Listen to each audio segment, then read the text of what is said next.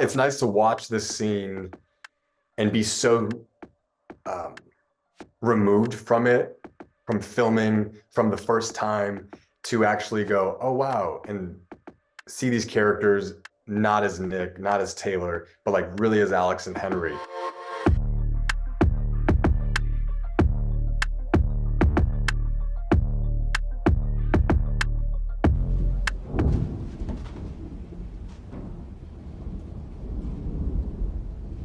Can we please talk? I'm going to let you say what you need to say, and then I'd like you to leave. What's going on, Henry? A week ago, we were happy, and then you disappear without saying a word?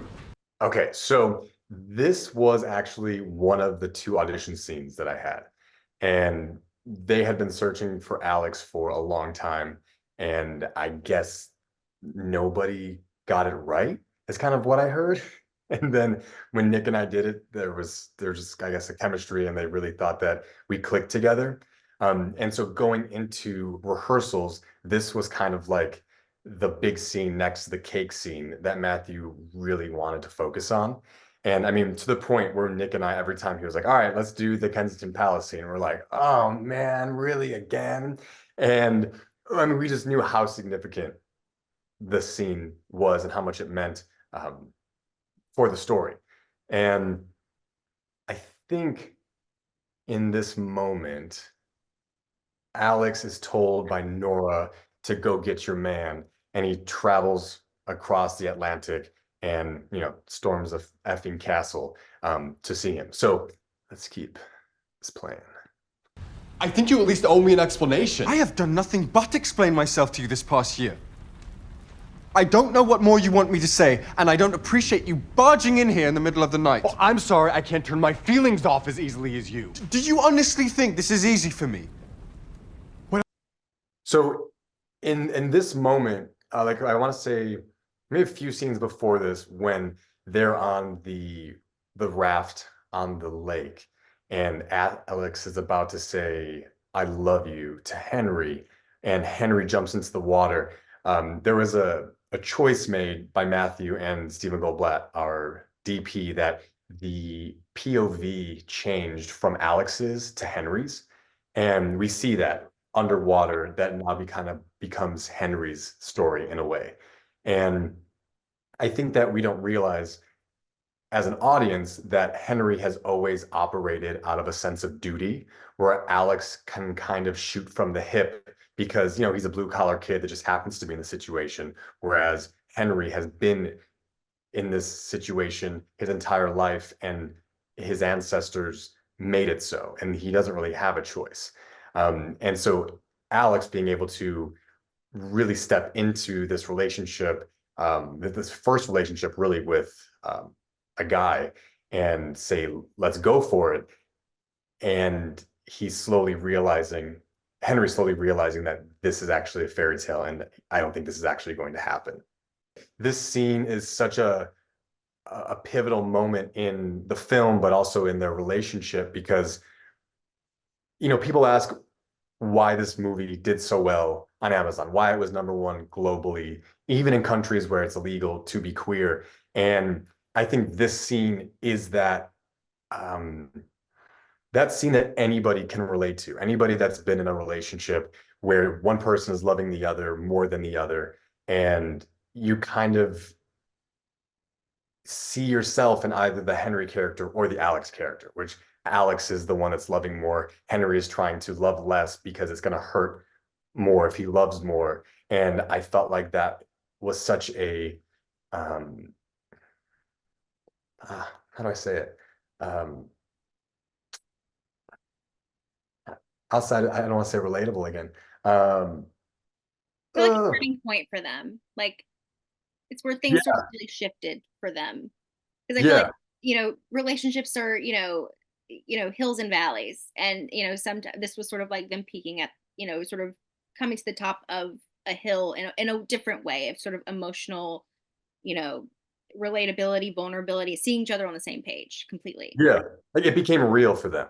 Like when they're at the summer house in Texas, it becomes real that Alex is talking about when his mom is done with her re-election, they can come back here and do all these things. And Henry's listening to this, like, oh, you're saying that you can't do all these things right now because your mom is facing re-election. I can never do this because this is my life. Like you're playing with my life right now, and it's scaring him. What else am I supposed to think?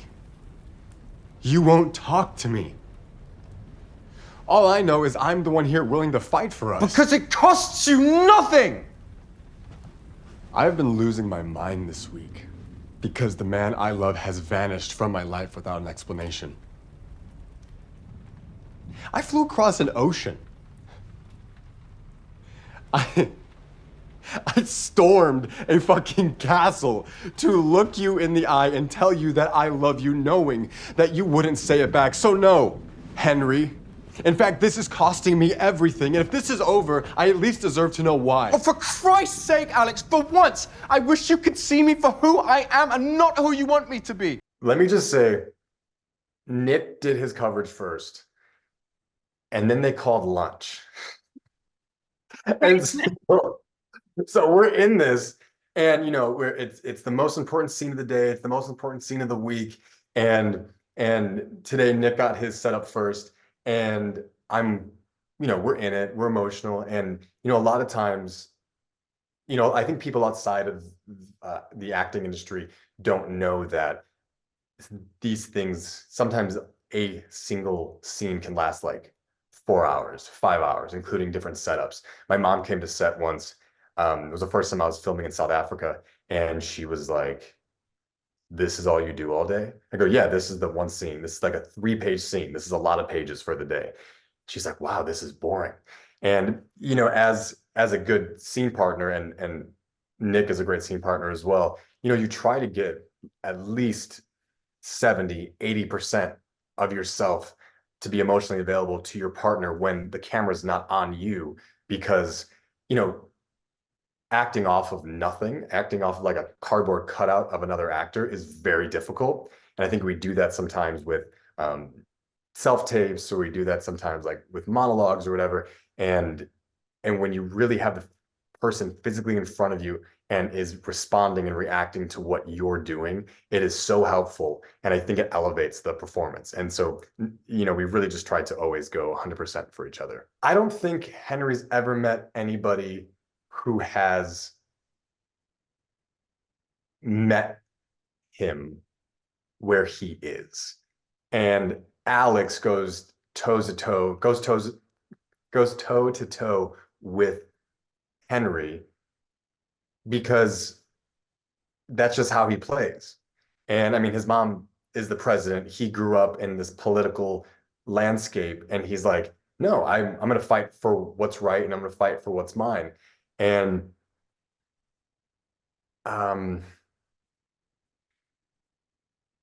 I think by Alex going across the Atlantic and storming the castle and doing all these romantic things that we read about in books, like for an actual prince,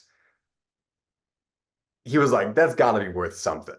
Yeah. And if you're not going to listen to me here right now with what I feel, then we are done. Like, I think Alex just needed closure. And I think a lot of people just need to know the whys of a situation. And right now, Alex has no idea why Henry is doing this to him right now. Because like you said, he's very optimistic. He's like, everything's going to be okay.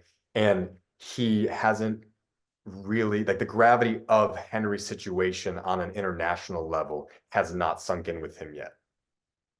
Sometimes I don't think you know me at all. I'm not like you. I can't afford to be reckless. I wasn't raised by a loving, supportive family like you were. I've centuries of history bearing down on my shoulders. My life is the crown, and yours is politics, and I will not trade one prison for another. I can love you and want you and still not want that life.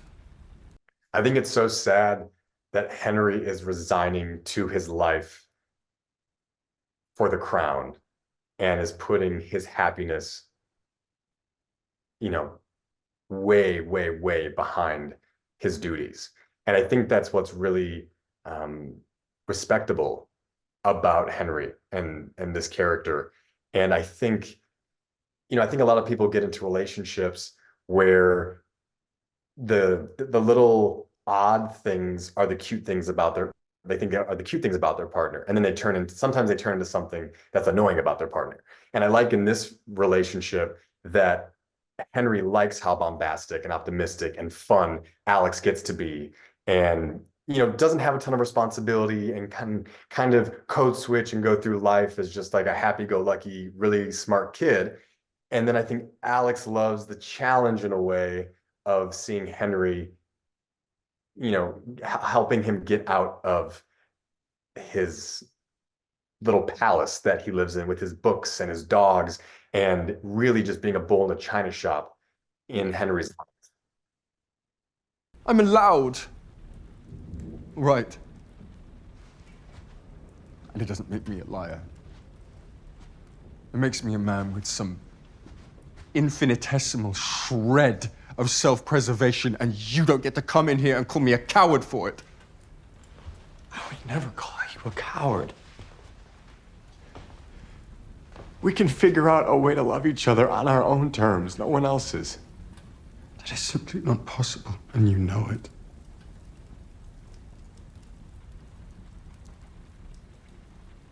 Fine.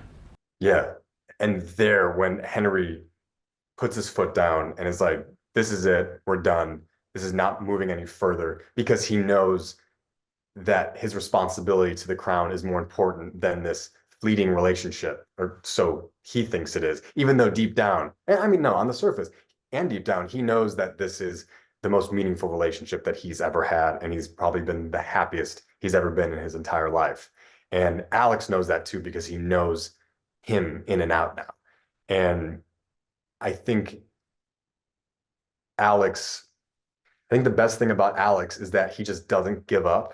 And he's like that kid that just keeps poking, because he knows it's not your final answer. It's like asking your mom, mom, mom, mom, mom. And she's like, what? Okay, yes, finally. And he kind of has that. I'll leave. And you can live in your tower and protect your heart for the rest of your life, and nothing will ever happen to you. But Henry, nothing will ever happen to you. So if you want me to go, you have to tell me to leave.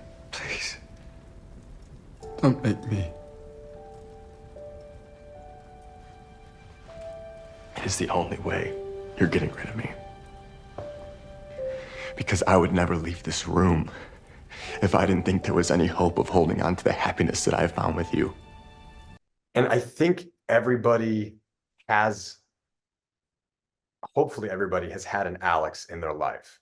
And when we were doing these scenes, substitution wise, outside of just being in the moment, I've definitely had a person in my life that has made me see things differently and allowed me to have a paradigm shift, to feel like there is something on the other side, or, this job, yes, this was a bad job, or this was a bad move, or whatever, but it doesn't discount who you are as a person, and doesn't discount what you're capable of doing. Like, this was a minor setback. And I love that Alex is that person for Henry, and, is that person kind of, Zara is that person for him, kind of. And if you think otherwise, then you don't know me. So tell me to go, Henry. And I promise I will walk out that door and trouble you no longer. Wait.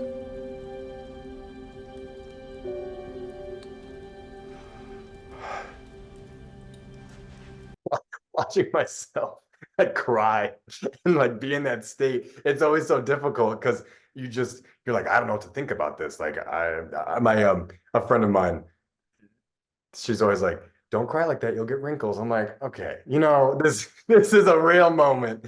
And I just, it's nice to watch this scene and be so removed from it, from filming, from the first time, to actually go, oh wow, and see these characters not as Nick, not as Taylor, but like really as Alex and Henry. And I think I did an FYC thing a few weeks ago, and I finally watched it for the first time by myself before I went to it, and I was actually able to enjoy it. Because once you get past, oh man, I wish I would have done this, or oh, my cameraman wanted me to do that, and I couldn't do that, and I wish we didn't have lunch, or like all these what ifs, and then you finally see the finished product, and you're like, I'm actually, I think we did what we came to do.